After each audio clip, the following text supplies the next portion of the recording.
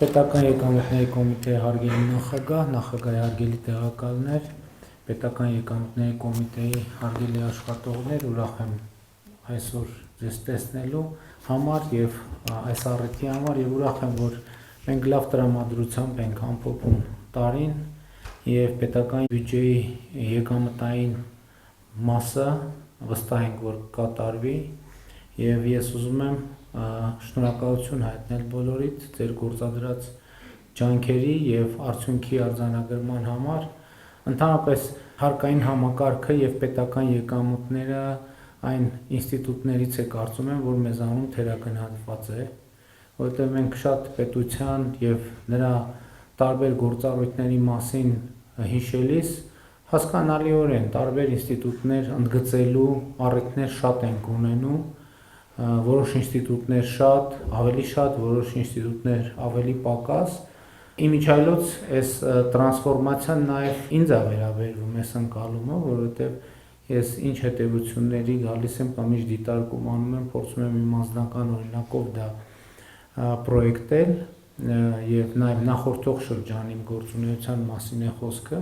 բայց վարչապետի պաշտոնում առավել եւս հասկանում ես, որ պետական բյուջեի եկամուտները եւ հարկային համակարգը առաջնային է, որովհետեւ առանց բյուջեի չկա պետություն։ Այսինքն էլի ուրիշ շատ ռիպուտներ կան, որ առանց որոնց չկա պետություն, բայց ես կարծում եմ, որ առանց հարկային համակարգի պետության գոյության անհնարինությունը մեզանում բավարար չափով գիտակցված չէ եւ հարկային համակարգը պետական եկամուտների հավաքագրման հավաքարքը ցանկացած պետության հենասյուներից մեկն է եւ մեր իրականության մեջ ամենամեծ խնդիրներից մեկը դա է, որ այդ գիտակցումը չկա, որ մարդիկ ամեն օր առավոտ արթնանալով կամ նույնիսկ քնելով, իրականում ոչ թե արթնանալով, այլ քնելով 24 ժամ իրենք չեն արձանագրում, որ այն ինչ-որ իրենց շուրջ կատարվում է, այդ իրադարձությունների կամ ներկայությունը կամ բացակայությունը կամ ինչ-որ իրավիճակների, իրադրությունների ենթակառուցվածքների ներկայությունը կամ բացակայությունը կապված է եւ կախված է նրանից, թե ծախսային ինչպիսի ծավալ ունի պետական բյուջեն եւ ծախսային ծավալն բնականաբար կախված է եկամուտների ծավալից, ընդ որում այստեղ ամենևին էական չի, թե բյուջեի դեֆիցիտը ինչպես է ֆինանսավորվում, որովհետև միևնույնն է, դա պետք էլի եկամուտներից է կախված, այսինքն նույնիսկ եթե մենք վարկ ենք ներգրավում, վարկային միջոցներ ենք ներգրավում, բոնդեր ենք թողարկում կամ որևէ այլ միջոցով, դրա հնարավորությունը կախված է նրանից, թե մեր պետությունը եկամուտների ինչպիսի ընթացք եւ որակ ունի եւ ինչպիսի պոտենցիալ ունի, եթե ընկալում լինի, որ այս պետությունը եկամտային երկարաժամկետ տրամաբանության մեջ այնքան է վստահելի չի, ոչ մեկին պարտ չի տա, որովհետև պարտ տալիս են շահույթ ստանալու համար, ոչ մեկ համենայն դեպս հիմնական մասով, մանավանդ հիմա, երբ որ մենք որպես միջինից բարձր եկամուտ ունեցող երկիր արտոնյալ վարկերի այդ դաշտից դուրս են գնացել։ Եվ ես կարծում եմ, սա ֆունդամենտալ խոսակցություն է, որ մեր իրականության մեջ պետքա տեղի ունենա։ Եվ մարդիկ ամեն օր պետքա տեսնեն այն ճանապարհը, որը կա կամ չկա, անվտանգության այն որակը, որը կա կամ չկա, կրթության այն մակարդակը, որը կա կամ չկա, նախադպրոցական հաստատությունը, առողջապահությունը, որը բավարար կամ անբավարար որակի է, այդ ամենը կապված է նրանից, թե ինչքան եկամուտ ունի պետական բյուջեն եւ ինչքանով է ծախս գեներացնում։ Մի քանի օրից մեկնարկում է առողջության համընդհանուր ապահովագրության համակարգը եւ այդ համակարգը մի զգալի մասով գոնե 2026 թվականին մի զգալի մասով պետական բյուջեի եւ շարունակությունն էլ այդպեսի լինելու պետական բյուջեի եկամուտներից է ֆինանսավորվելու եւ սա թերևս ամենապարզ եւ ամենավառ օրինակներից մեկն է եւ հետեւաբար ես կարծում եմ, որ բացի այն, որ մենք երևացող շերտերին ենք անդրադառնում ՀԴՄ հարկեր, օրենք, օրինականություն, մենք այս խորքային շերտերին էլ պետք է անդրադառնանք, որպեսզի մարդիկ այս ըմբռնումը ունենան։ Այսօր Հայաստանում տասնյակ հազարավոր մարդիկ 50-60 հազար ընտանիք բնակարանա ձեռք բերում նորակառույց շենքերում եւ դա ըստ էության մի մեծ մասով տեղի ունենում պետական բյուջեի եկամուտների հաշվին, որովհետև պետական բյուջեից եկամտային հարկի վերադարձ է տեղի ունենում։ Այլ պետբյուջեից եկամտային հարկի վերադարձի այլ հոդվածներ էլ ունենք, բայց հիմնական հոդվածը սա է։ Առաջիկայում իհարկե մյուս հոդվածներն էլ ենթադրում եմ որոշակիորեն կակտիվանան։ Եվ այլն եւ այսպես շարունակ։ Սա շատ կարեւոր արձանագրում է եւ իհարկե գործնական աշխատանքը պետական եկամուտների կոմիտեն է իրականացնում հավաքագրման եկամուտների եւ ես շնորհակալ եմ ձեզ, որ մենք կարողանում ենք մեր առաջ դրած խնդիրները լուծել, որովհետեւ իմիջայլոց նաեւ հարկերի հավաքագրումը նաեւ պետության գործունակության շատ կարեւոր մի ցուցիչ է, որովհետեւ եթե այստեղ խնդիրներ կան, շոշափելի եւ էական, դա արդեն ինքնին ազդակ է, թե ինչքանով է տվյալ պետությունը գործունակ։ Եվ պետական եկամուտների հավաքագրման բարձր ցուցանիշները պետության գործունակության շատ կարևոր ցուցիչ են։ Իհարկե, այստեղ էլ կրկին չեմ մոռանում շնորհակալություն հայտնել Հայաստանում աշխատող, արդյունք ստեղծող եւ օրենքով սահմանված հարկերը վճարող բոլոր քաղաքացիներին եւ այո, այդ էլ է ճամփորդությունը գիտակցական, որ գալիս հանգում ենք նաև, որ այս process-ների մեջ ՀԴՄ կտրոն տրամադրող կամ պահանջող քաղաքացիները նույնպես շատ էական դերակատարում ունեն։ Այստեղ էլ հայեցակարգային հարցեր կան, որ մենք բոլորս դեռևս բավարար խորությամբ չենք գիտակցում, որ օրինակ հիմնականում շատ դեպքերում եւ առավելապես, երբ որ մենք ցանկացած ապրանք գնում ենք, այդ ապրանքի հարկը արդեն ներառված է ապրանքի գնի մեջ։ Այսինքն մարդը, որ ուզենա, քաղաքացին, որ ուզենա, տվյալ դեպքում հարկը չի կարող չվճարել, որովհետև 100 դրամանոց ապրանքի հիմնականում 20 դրամը ավելացված արժեքի հարկն է։ Եվ խնդիրն այն է, թե քաղաքացին եւս մի փոքր ջանք կգործադրի, որ այդ արդեն իսկ վճարված հարկը գահացնի պետական բյուջե, թե չէ։ Եվ ՀԴՄ կտրոնի տրամադրումը այս առումով է չափազանց կարևոր, եւ ես նաեւ մարդկանց կոչ եմ անում շատ տեղեր, երբ որ մենք գնում ենք, իհարկե հանրապետությունում շատ հարցեր լուծվել են, բայց շատ ավելի չլուծված հարցեր կա։ Երբ որ տարբեր բնակավայրերում, տարբեր ոլորտներում մարդիկ ասում են, դե այս չկա, հասկանալիորեն ճիշտ են ասում, եւ ես ասում եմ, եկեք վերադառնանք մեր նախորդող չգիտեմ որ ժամանակաշրջան եւ տեսնենք մեզնից յուրաքանչյուրը քանի անգամ որ առևտուր է արել եւ հեռացել է առած ՀԴՄ կտրոնի։ Ենթադրենք դրա մի որոշակի ծավալ այնուամենայնիվ տնտեսվարողը բարեխիղճ գտնված կլինի եւ ՀԴՄ կտրոն թողարկած կլինի, բայց համոզված եմ, որ մենք յուրաքանչյուրը մեր նախորդող ՀԴՄ համակարգի ներդրման օրից համոզված եմ հազարավոր, տասնյակ հազարավոր այդպիսի դեպքեր, մեզնից յուրաքանչյուր ինձնից սկսած, այդպիսի դեպքեր ունեցել ենք, որ դուրս ենք եկել մտնելով չենք անցել։ Հիմա որտեղ տեսնում ենք չլուծված հարց, ցանկացած ոլորտում մենք պետք է հետ գնանք եւ հիշենք։ Եվ մտովի պատկերացնենք, դա պետական եկամուտ տրիլիոնավոր դրամների մասին է խոսքը, որը մենք մի փոքր ջանք չենք գործադրել, որ դրանք հասնեն պետական բյուջե։ Այս առումով շատ կարեւոր է համարում նաեւ, որ մենք չարհամարենք եւ հասցեագրենք այն ահազանգերը կամ բողոքները հիմա նաեւ երբեմն քաղաքական շարժման տրամաբանությամբ խոսվում է, որ մենք հարկային տերրոր ենք անում եւ այլն եւ այդպես շարունակ եւ այստեղ նախ կարեւոր է որ ջերմուկում տեղի ունեցած վերջին աշխատաժողովի ընթացքում մենք այս խնդրին անդրադարձանք, գործարար համայնքի հետ այս հարցերը քննարկեցինք եւ սկզբունքը այո այդպեսին է, մեր քաղաքական մոտեցումը այսպեսին է, որ մենք ակնկալիք չունենք, որ որևէ մեկից մի լում ավել թեկուզ հարկ վերցնենք, բայց մենք հնարավոր չենք համարում, որ մեկից մի լումա պակաս հարկի գանձումը եւ սա կարևոր խնդիր է, որը մենք պետք է լուծենք։ Մենք պետք է նաեւ ասենք երկրում ահռելի ստվեր կա։ Այո, մենք հաջողություններ ունենք եւ 20 հարկեր հնա 25% ցուցանիշին կհասնենք, դա արդեն շատ իրատեսական ցուցանիշ է, բայց 2018 հեղափոխությունից հետո մենք հենց տոկոսի մասին ենք խոսում։ Հեղափոխությունից հետո երկրի տնտեսությունը 50%-ով աճել է։ Լավ մի քիչ ստվերը կրճատվել է, բայց մենք ահռելի ստվեր ունենք։ Մանավանդ հիմա այսօր ակնհայտ է, որ տեխնոլոգիաների հետ կապված ոլորտն եւ տեխնոլոգիաները օգնում են, որ ստվերի համար նոր տարածքներ բացվեն եւ այլն եւ բջջային հեռախոսները, որ դարձել են մեր կյանքի շատ կարևոր հատված, այդ ոլորտում մենք խնդիրներ ունենք եւ մենք առաջիկայում պետք է այդտեղ վճռականություն ցուցաբերենք եւ համակարգներ դնենք, որ երկրում ակտիվացված որևէ հեռախոս պետք է աշխատի այն պայմանով, երբ որ մենք տեսնենք, որ իր համար, այսինքն ինքնօրինական ճանապարհով է մուտք գործել Հայաստանի Հանրապետություն, իհարկե կլինեն դեպքեր, որ անձնական օգտագործման համար եւ այլն, բայց այս խնդիրը նույնպես մենք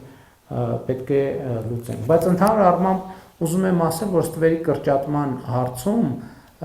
այսպես ասած, բովանդակային պոզիտիվ մեթոդները ավելի էֆեկտիվ են դուրս գալիս ի վերջո։ Եկեք վերադառնանք 2019 թվական, երբ որ մենք հարկային համահարթ համակարգ ստեղծեցինք 20% եկամտային հարկ։ Այն ժամանակ շատ մեծ մտավախություններ կային եւ մտահոգություններ կային, թե պետական բյուջեի եկամուտները կկրճատվեն, մենք հարկերը կրճատում ենք, բայց մենք էականորեն ընդհանուր 30-35, 27 23-ից դարձրինք 20% եկամտային հարկ եւ մենք ինչ էֆեկտ տեսանք։ Եկամտային հարկի գեներացումը էականորեն ավելացավ, աշխատատեղերը ավելացան, իհարկե մի մասը ստվերից դուրս եկավ, մի մասը տնտեսական աճի հետ նոր աշխատատեղեր ստեղծվեցին եւ ես շարունակաբար հիմա աշխատատեղերի աճը մասամբ նաեւ կապում եմ այն բարեփոխումների հետ, որ իրականացնում ենք։ Մասնավորապես համընդհանուր հայտարարագրման եկամուտների համակարգը, երբ որ մարդիկ կոնկրետ շահագրգռություն են ստանում, որ իրենք եկամտային հարկից վերադարձ ստանան։ Հիմա ես սկզբից ճիշտ է շատ մի քիչ նեղվում էի, որ մենք առողջության ապահովագրության համակարգը 200,000 դրամ եւ ավել աշխատավարձ ստացողների համար ենք ներդնում, մտածելով, որ այնուամենայնիվ սոցիալապես ավելի խոցելի խավի համար մենք այդ հնարավորությունը չենք բացում, բայց հետո երկար մտածելուց եկանք այնտեղ, որ այստեղ էլ կա ստվերային աշխատավարձերը ստվերից հանելու պոտենցիալ։ Մենք ուզում ենք մարդկանց շահագրգռենք, որպեսզի իրենք գնան իրենց գործատուներին, ասեն իմ աշխատավարձը իրականում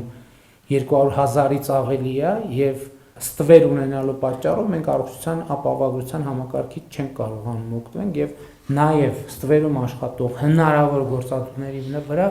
այդ թվում քաղաքացիների կողմից ճնշում գեներացնենք։ Հաջորդը մենք չենք էլ ཐակցրել կենսաթոշակառուների եւ նպաստառուների համար անկանխիկ առևտրի դեպքում հետվճարի համակարգը, այդտեղ էլ կառուցողական ճնշում ենք գործադրում մենք ըստ էության ստվերի նկատմամբ եւ մեր գործելակերպում մեր ընդհանուր ռազմավարությունն է դա։ Մենք մի X կետում ապագայում եւ ես հույս ունեմ, որ այդ կետը հնարավոր շուտ կգա, պետական եկամուտների կոմիտեն, այսպես ասած, ոչ թե ուժային կառույց է մեր ընկալմամբ, այլ մի կառույց, որը աջակցում է տնտեսվարողին, որպես ինքը իր գործերը ճիշտ կազմակերպի եւ ի վերջո այդ գիտակցում այդ տնտեսվարողը կներեք այսքան ճանապարհ որ կառուցում ենք դրանից ամենաշատը ով է օգտվում տնտեսվարողները ճանապարհի եւ մյուս ենթակառուցվածքների բարելավման արդյունքում իրանք ինչքան միջոց են խնայում օրինակ եթե ճանապարհները քանդված լինեն ինչքան վնաս կկրեին իրանք ընդ որում ճանապարհը ամենապրիմիտիվ օրինակն է ես դրա համար անընդհատ կենտրոնանում եմ այդ օրինակին ոչ մեկ էս հաշվարկը չունի բացարձակապես որ ես չեմ հավատում որ մի տնտեսվարող կա բայց հիմա եթե այդտեղ էլ քանի որ իրանք ստվերում են աշխատել ցավոք շատերը այս հաշվարկը չի լինի որովհետեւ եթե իրանք հաշվարկ ունենային օրինակ 10 տարի առաջ իրանք մեքենաների նորոգման եւ այլնի վրա ինչքան գումար են ծախսել այսօր կարող են այդ գումարը տեսնել որպես հնարավոր խնայողություն կամ պոտենցիալ եկամուտ բայց ակնհայտ է որ այդպիսի տողեր կան բայց այդ տողերի հետ ոչ մեկ չի առնչվում որովհետեւ մեր ոչ մի վիճակագրություն սրա մասին չի ասում դրոշմավորման ծրագրի հետ կապված ելի մենք շատ բարդ ճանապարհ ենք անցել դրոշմավորման նոր համակարգը շատ լուրջ հակազդեցության եւ քննադատության արժանացավ ինձ համար ակնհայտ էր որ այդ քննադատությունը ունի երկու կողմ մի մասը նեգատիվ լոբինգ է այսինքն որովհետեւ ակնհայտ է դրոշմավորման նոր համակարգը ինչով է ինձ համար անձամբ գրավիչ որ մենք կարողանում ենք ամեն մի շիշ գարեջուրը արտադրության պահից միջև սպառման պահը ընդ որում իմանալով դա սպառվել է սրճարանում, ռեստորանում, թե մարդ տարել է տուն, որը մի շաբաթ հետո պիտի սպառել, այս մակարդակի մենք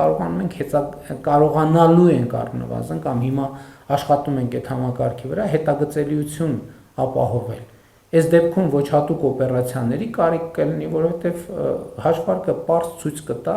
եւ հիմա մենք նույնիսկ առաջին արդյունքներն էինք արձանագրել շատ մակերեսային ներդրման փուլում։ Երբ որ մենք տեսել ենք, որ նույն ապրանքը, այսինքն պարզ է, չէ՞, դրոշմավորումը ասում է, այս գրիչը ունիկալացնում է, ինքը ոչ թե կոպիտ ասած ուղղակի գրիչ է, ինքը անուն ազգանուն անձնագրի համարով դառնում է գրիչ։ Եվ մենք տեսել ենք, որ համակարգը երբեմն մեզ ցույց է տալիս, որ այս մի գրիչը 1000 անգամ վաճառվել է օրինակ։ Եվ մենք հասկանում ենք, որ դա չի կարա տեղի ունենա եւ խնդրեմ կա, ընդ որում սա մեզ թույլ է տալիս, որ խոշոր խնդիրների տեղը մենք տեղորոշենք, ռիսկերի գնահատման համակարգ ենք ասում, բայց մենք իմանանք որտեղ գնանք ստվերը փնտրենք։ Բայց մյուս կողմից էլ կար խնդիր գների գնագոյացման հետ կապված եւ վճարման համակարգերի հետ կապված եւ մենք որոշեցինք նաեւ քննադատությունները լսել եւ այդ քննադատությունները լսելու արդյունքում մենք եկանք այն եզրակացության, որ մենք գները ոչ միայն երեք կայացրինք, չէ՞, նիստով այդ որոշումը չզեկուցվող հարցերի փաթեթով, ոչ միայն գները իջեցրինք, այլև սահմանել ենք նաև համակարգ, որ նախկինում այսօրվա սահմանած գնից 2025 թվականի հունվարի 1-ից հետո սահմանած գնից ավել վճարված գինը տնտեսվարողներին մենք հնդածած հաշվանցումով կվերադարձնենք, այս էլ են տրամաբանության, որ ոչ մի լումա ավել, բայց նաև ոչ մի լումա պակաս, եւ այս առումով իհարկե մենք պետքա ավելի բան դարձնենք, պետական եկամուտների կոմիտեի նկատմամբ վստահությունը մեծացնենք այսպիսի մեթոդներով, ընդ որում նախորդ տարի էլ մենք ամենաուժային կտորը քննչական հատվածը տարանք քննչական կոմիտեում կենտրոնացրինք, որը իմ կարծիքով ահագին էֆեկտիվ է, բայց մյուս կողմից էլ այդտեղ մենք պետք է համոզված լինենք, որ այսպես ասած չենք գերգործադրում այն հնարավորությունները, որը կա, եւ այստեղ էլ մենք գործարար համայնքի հետ խոսակցության եւ հաղորդակցության մեջ ենք, բայց ընդհանուր առմամբ հենց այս փափուկ գործիքները, որ մենք կիրառենք, դա հնարավորություն է տալու ընդհանուր առմամբ պետական եկամուտների կոմիտեն եւ ծառայության աշխատանքի իմաստն ու բովանդակությունը կերպափոխել, որ մի X պահի ես հավատում եմ, որ պետական եկամուտների կոմիտեն դառնալու է տնտեսվարողների ամենասիրելի պետական մարմինը, որը իրենց անդադ աջակցում է, որ իրենք ճիշտ ճանապարհներով շարժվեն առաջ եւ ճիշտ արձանագրումներ անեն։ Էդ էլ է պետք խոստովանել եւ ինչքան էլ օրը, այսպես ասած, նախատոնական է, ես չեմ կարող շրջանցել նաեւ այդ թեման, որ պետք է մենք խոստովանենք եւ առերեսվենք, որ պետական եկամուտների կոմիտեն կոռուպցիոն ռիսկերի առումով շատ խոցելի կառույց է, հասկանալի բերումով։ Երկրում ըստ էության ինչքան դրամաշրջանառություն եւ տնտեսական գործունեություն կա, անցնում է պետական եկամուտների կոմիտեի միջոցով, եւ այստեղ էլ մենք պետք է հետեւողական լինենք եւ ոչ մի ահազանգ չարհամարենք, բայց մյուս կողմից էլ նաեւ երբեմն կարող են ահազանգ լինել հիմա գիտեք ինչ սոցիալական ցանցերի դարում եւ հիբրիդային մոտեցումների դարում շատ հաճախ գործիքներից հակադարձ տրամաբանությամբ են օգտվում։ Այսինքն կարող են թիրախավորվել մարդիկ, ովքեր իրոք անհարմարություններ են ստեղծել ինչ որ շրջանակների համար եւ նրանք այդ ձևով կարող են թիրախավորվել ուղղակի առնվազն այդ սկզբունքային աշխատանքի կամքը կոտրելու համար։ Այս մի ուղղությունն է։ Երկրորդ ուղղությունն էլ կա, որոնք սոցիալական ցանցերում կարող են իրական տեղեկություն լինել կամ ոչ միայն սոցիալական ցանցերում եւ իմ մոտեցումն է նա, որ մենք պետքա հարցերի պատասխաններ ունենանք։ Մենք չպետք է ոչ մեղավորության, բայց ինչքան էլ բարդ է, ոչ էլ այս դեպքում մեր ծառայողական մակարդակում ոչ էլ անմեղության կանխավարկածով առաջնորդվենք, մենք պետքա հստակ բոլոր հարցերի հետևից գնանք եւ պատասխաններ իմանանք եւ նաեւ հանրությանը տանք կոնկրետ հարցերի պատասխաններ։ Ընթացող 2026 թվականին բացի այն գործառույթները, որը մենք գիտենք պետական եկամուտների կոմիտեի համար, մի մեծ դաշտ է բացվելու եւ այդ դաշտը կապված է խաղաղության խաչմերուկ նախագծի շրջանակներում թրիփ ուղի նախագծի իրագործման գործնական փուլի հետ։ Մենք 26 թվականին գործնական փուլ ենք մտնելու բայց այս առիթը ինչպես ասել եմ օգտագործելու ենք մեր բոլոր մաքսային կետերում տեխնիկական եւ բովանդակային հագեցվածության բոլորովին նոր մակարդակի հասնելու համար եւ սա մեզ համար մարտահրավեր է, բայց մյուս կողմից էլ շատ մեծ հնարավորություն է, որովհետեւ մենք այսօր 2025 թվականի օգոստոսի 8-ի համաձայնությունների բերումով ժամանակակից բոլոր տեխնոլոգիաներին հասանելիության հնարավորություն ունենք եւ այդ տեխնոլոգիաները մեզ օգնելու են, որպեսզի մենք ավելի որակով իրականացնենք մեր աշխատանքը, ընդ որում մենք զարգացումներ սպասում ենք ոչ միայն Հայաստան-Ադրբեջան սահմանին, մենք զարգացումներ սպասում ենք Հայաստան-Թուրքիա սահմանին եւ այդ զարգացումները արդեն մասամբ տեղի են ունենում, գիտեք, որ արդեն Ադրբեջանի տարածքով գնացքներ են գալիս Հայաստանի Հանրապետություն, դեռ հակառակ ուղղությամբ գնացքներ չեն գնում եւ դա հիմնականում կապված է նրա հետ, որովհետեւ 30 տարի, այսինքն նախորդող շրջանում մեր տնտեսությունը մի քիչ զվարճալի է դա հնչում, բայց իրականությունը դա է ֆուրի ծավալով է իր պլանավորում իրականացնել, իսկ գնացքը բեռնել եւ գնացքով ապրանք արտահանել մեզ համար բոլորովին նոր բան է։ Ըստ էության մենք գնացքով լիարժեք արտահանել ենք թերևս մենակ խտանյութ հիմնականում։ Հիմա մեր պետք է արդեն տնտեսական լոգիստիկ նոր կարողություններ ձևավորվեն Հայաստանում կազմակերպչական իմաստով, որպես տնտեսությունը կարողանա հասկանալ ինչպես կարելի է գնացք բեռնել եւ ինչն է որ կարելի է գնացքով արտահանել եւ ինչն է որ ոչ մի կերպ հնարավոր չի գնացքով արտահանել եւ իհարկե այս ամեն ինչը մեր տնտեսության դիվերսիֆիկացիայի նոր հնարավորություններ է բացում։ Մենք տեսեք Եվրասիական տնտեսական միության անդամ ենք, բայց եթե օրինակ նայենք Հայաստան, Қырғызստան եւ Հայաստան Ղազախստան առևտրաշրջանառությունը ինքը այնպես չի, որ միասնական մաքսային տարածքի համար բավարար կշիռ ունեցող ապրանքաշրջանառությունը, ինչն է պատճառը, լոգիստիկան, որ հեռավորությունը եւ կարճ ճանապարհների եւ հաղորդակցության հնարավորության բացակայությունը եւ հիմա այդ ամեն ինչը փոխվում է եւ ենթադրում եմ եւ ակնհայտորեն մեր մաքսային ծառայությունը նույնպես պետք է այս ինֆորմացիան մշակի, հասկանա եւ ինչ որտեղ գուցե նաեւ խորհրդատվության անհրաժեշտություն լինի, որ մենք աջակցենք տնտեսվարողներին, որպես նրանք կարողանան ադապտացվել այս նոր իրավիճակին։ Եվ ամփոփելով ուզում եմ կրկին շնորհակալություն հայտնել բոլորիդ ձեր կատարած աշխատանքի համար եւ շատ կարեւոր եմ համարում հայեցակարգի բովանդակային հատվածը, որովհետեւ գիտեք մենք ավելի ու ավելի շատ պետք է կարևորություն տանք հայեցակարգերին, որովհետեւ որևէ բան, որը տեղի է ունենում, ինքը որակյալ կարող է տեղի ունենալ, եթե իր հիմքում ինչ որ տեքստ է դրված, բովանդակություն է դրված, որը ուղենիշ է ծառայում բոլորի համար, եւ տեքստը հրապարակային է եւ բոլորը գիտեն ինչ է արվում, ինչի համար, որն է նպատակը, պատճառահետևանքային կապերը եւ այդ առումով ես կարեւոր եմ համարում, որ մենք հասել ենք այս կետին, որ գրեթե ամեն օր այս թեմաներով խոսում ենք, հարկեր վճարել, այդ նոր հայեցակարգը,